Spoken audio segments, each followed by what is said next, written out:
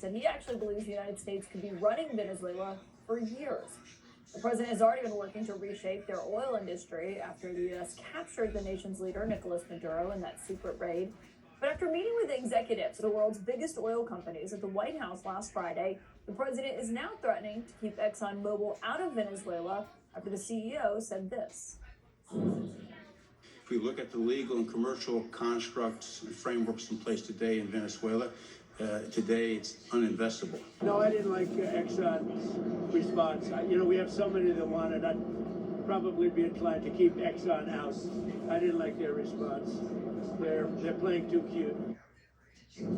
My political sources are back here with me. David Urban, what did you make of that answer from the president on Air Force One last night? Well, I think the Exxon CEO is just speaking the truth. The legal construct, the way you're putting billions of dollars into into an economy and a legal system that has no recourse. It's like investing money in China. You may never get it back out again, right? And so I think the CEO is just speaking the truth. The laws will change. There'll have a new regime come in. I'm sure things will change. The legal construct will change, become much more friendly for foreign investment, and things will be able to be put there. But as it stands today, I'm not so sure that other people are going to be running after him.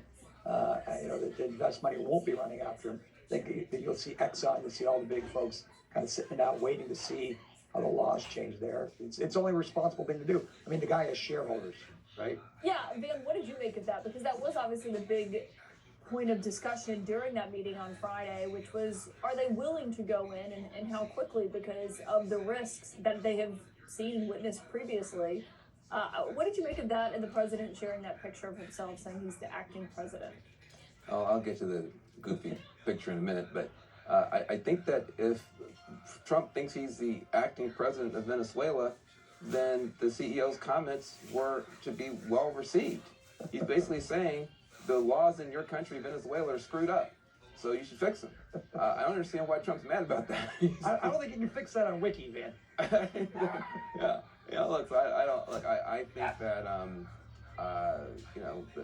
Darren Woods, to the earlier point, he's a CEO, and I don't think he was criticizing Donald Trump. I'm going to, but I don't think he was. I think he was just saying the laws are screwed up there, and so you gotta fix that. I think maybe the president is reacting badly because of how it became a point of discussion afterwards, but I don't think it was out of pocket. I do think that Trump is out of pocket because it's the Wikipedia games, all stuff he's doing. Who's running the country? America. You talk about running Venezuela. You have time for all this goofy online stuff that if you had a student in your 10th grade class doing this stuff every day, you'd be worried about him. I don't think he should be doing that stuff. Also, a lot of Venezuelans wanted to put this dude on Mount Olympus last week because they thought that they were getting some freedom for the people of Venezuela. I mean, people were crying real tears, and there was big debate online about this, and people were saying, it's U.S. imperialism, oil. A lot of Venezuelans here in America said, shut up, guys. Trump is doing something good. He's going to give us our freedom. And now it looks like they're not going to get their freedom. It seems like they just kind of swapped out Tweedledum for Tweedledummer over there so they can just get the oil and abandon the people. And so I don't think that's good, and I hope that that's not how it ends up. But in the meantime, like doing silly stuff on Wikipedia, if you're going to free the people of Venezuela, get on with it. And by the way, help the people of Iran, too. That's a lot more presidential, I think, than being mad at the CEO for a shareholder. We have a big combo on Iran coming up. But on Venezuela, someone who wants to be the acting leader is the opposition leader, Maria Machado there. She's actually coming to Washington, going to be at the White House on Thursday of this week to meet with the president.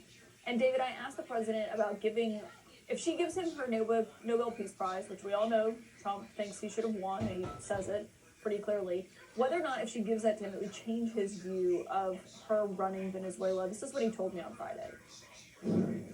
On Venezuela and your meeting with Machado next week, if she gives you her Nobel Peace Prize, will that change your view about her running that country?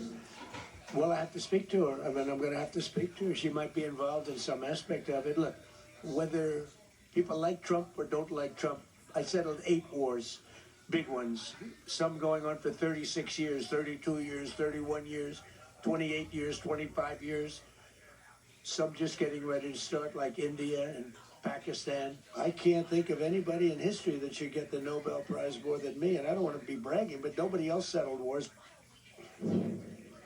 sounds like a yes to me. Yeah, who knows what's going to happen in that meeting? I think, to Van's point, I think people in Venezuela, I think, are happy with the current situation. It's only going to get better. It's only going to improve. Well, I don't know. Maduro's number 2 is running there. Yeah, well, It hasn't really changed that it's much. going to improve. It's going to change dramatically. There'll be elections. Things are going to take time. You know, just like think about what happened in Iraq after you got Saddam. We toppled Saddam, got rid of the Ba'ath Party. The country collapsed. We learned a lesson there. Leave the infrastructure in, change slowly. So we did learn some things. I think that's what you're saying here. Lessons learned. I think these people will be cycled out. There'll be elections. And when there's more stable laws in there, there'll be plenty of oil companies running. There's the largest reserve of oils in the whole planet. Plenty of people there, plenty of prosperity coming for Venezuela in the future. David Urban, we will see if that bears out. Van Jones as well. Great to have you both here. Thanks for joining us. And up next, as I noted, there are real questions about what's going to happen with Iran. We are told the president is actually considering military intervention over those deadly, and I do mean deadly, anti-government protests in Iran. We have new reporting from an inside source right after this.